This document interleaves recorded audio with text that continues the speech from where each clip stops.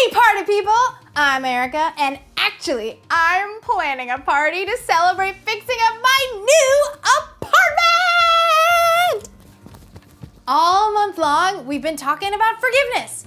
Forgiveness is deciding that someone who has wronged you doesn't have to pay. Forgiveness can clean up some pretty bad messes, which is exactly what I've been doing around this place. So before we get this party started, I'm going to show you one last do-it-yourself hack involving my new kitchen table. My friend Chris volunteered to help me move it into the apartment, which was great of him until the incident.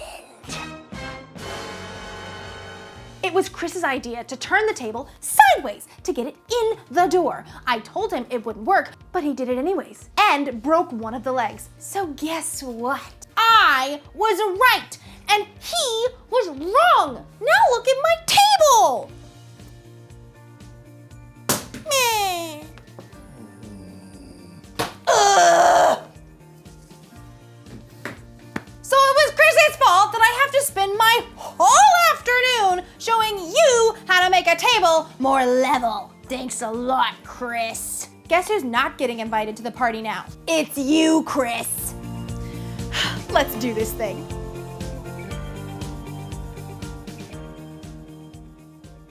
Huh, that was pretty easy, actually. Let's check this out. Test 1. Test 2.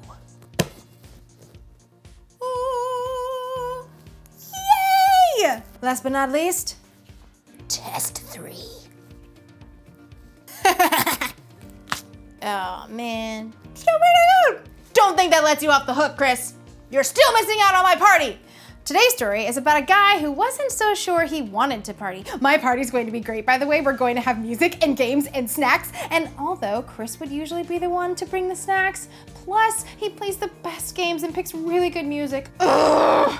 If Chris isn't invited, maybe I'll be the one who misses out. The Bible. It's 66 books of history, stories, letters, and poetry that fit together to form God's one big story. The epic adventure of how He created us and loves us so much that He made a way to rescue us. As we travel through the Bible, from Genesis to Revelation, we discover people who met God and found their lives changed forever.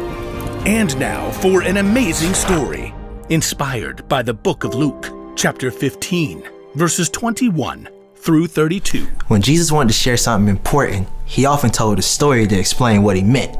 Now one day, the religious leaders were grumbling because Jesus chose to bring in outcasts and people who did things wrong. He hangs out with sinners and even, eats with them. Jesus knew their hearts. These men thought they were better than everyone else. So he told them the story of a man and his 2 sons. Now the youngest son asked for his share of his father's money and he took off. He spent his money on parties and all other stuff. But then the money ran out and he ended up at a miserable job feeding pigs while he himself starved. Desperate, the young son returned home planning on begging for mercy and working as a servant. Instead, his father welcomed him with open arms and even planned a party for his lost son in his honor. Ultimately, it seemed like a happy ending.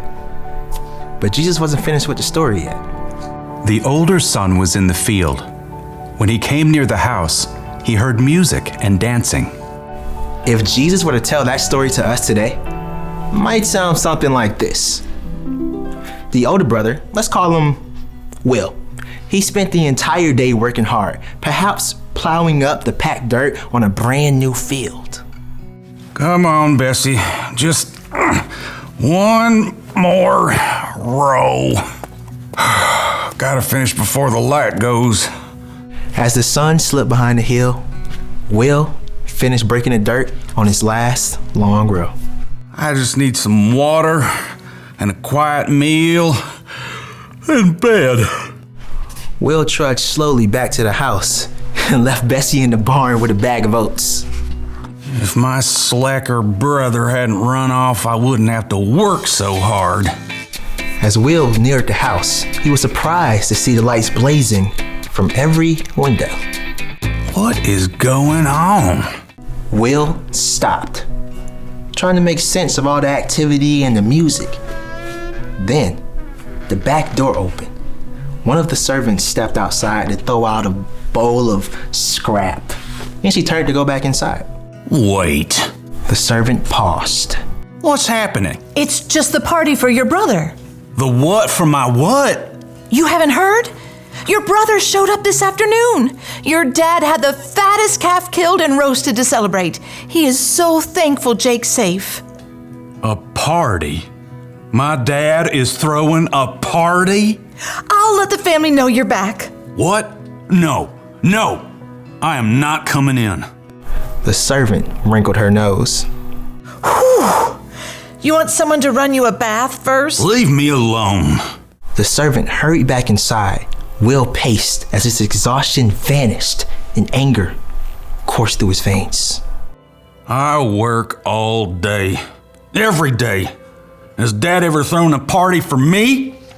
Will stalked back and forth, fuming as the back door opened up again. His father hurried out. Will, here you are. Well, look at that. You decided to remember I exist. Your brother is back. He's okay. Well, that is just fantastic. We're all celebrating, but it's not complete without you. Come on inside. Will turned and looked directly at his father, eyes blazing. All these years, I've worked non-stop for you. I've done every single thing you asked, and you never even given me a goat to have a party with my friends. You never said you wanted. This son of yours runs away with your money and wastes it like a fool. Then he shows up and you roast a fatted calf and throw a giant shindig. Will's father sighed, took a deep breath, and looked Will directly in the face. My son, you are always with me. Everything I have is yours, but we had to celebrate and be glad. This brother of yours was dead for all we knew. And now he's alive again. He was lost and now he is found. Look, I'm real tired. I plowed the entire north field. Thank you. I think I'll just go to bed. Won't you come into the party? Just for a few minutes. Will hesitated. He could see the people through the window, dancing, eating, full of joy. The light and the music called them. Please, Will. We don't know if the older brother ever listened to his father. We don't know if he ever forgave his younger brother. We don't know if he chose to go and enjoy the party. But what we do know is that if he stayed outside, he missed out on many good things.